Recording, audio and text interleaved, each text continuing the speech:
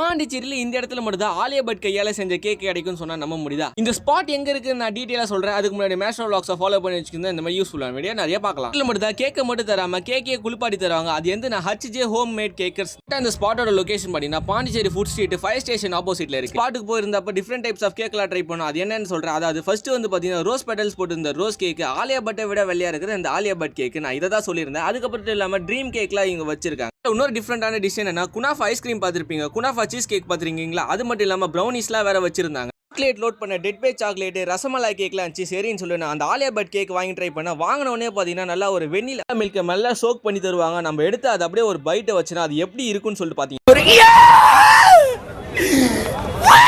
வெள்ளினா milk ஊத்தாம நல்லா choke பண்ணி தருவாங்க. நீங்க டேஸ்ட் பண்ணி பார்த்தீங்கன்னா அவ்வளோ சாஃப்டா இருக்கும். அதே மாதிரி வந்து பார்த்தீங்கன்னா அந்த ரோஸ் பெட்டல்ஸ் கேக் அதுவும் அதே மாதிரி தான் சோக் பண்ணி தந்தாங்க. நான் அதையும் ட்ரை பண்ணேன். எல்லா கேக்குமே வந்து பார்த்தீங்கன்னா ஆர்கானிக்காக செய்கிறாங்க. நீங்கள் டேஸ்ட் பண்ணி பார்த்தீங்கன்னாலே தெரியும். உங்கள் பர்த்டே ஈவெண்ட்ஸும் பண்ணுறாங்க. நீங்கள் அந்த பக்கம் போனீங்கன்னா கண்டிப்பாக ட்ரை பண்ணி பாருங்கள். டாடா பாபாய்.